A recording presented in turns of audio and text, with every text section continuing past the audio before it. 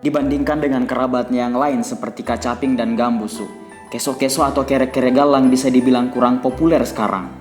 Apakah teman-teman sekalian pernah melihat atau mendengar riwayat tentang keso-keso ini?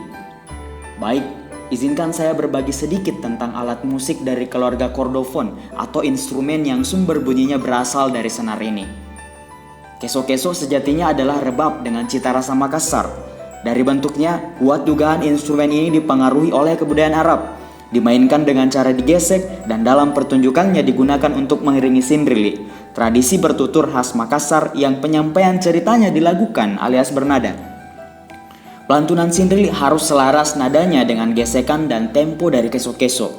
Untuk menjalankan pertunjukan ini, pasindrili berperan sebagai narator sekaligus pemusik.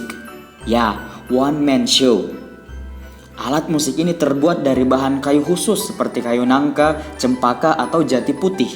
Digesek dengan alat penggesek berbentuk busur yang terbuat dari jenis kayu kuat dengan rambut ekor kuda yang membentang. Gesekan dari rambut ekor kuda dan senar logam inilah yang memunculkan bunyi.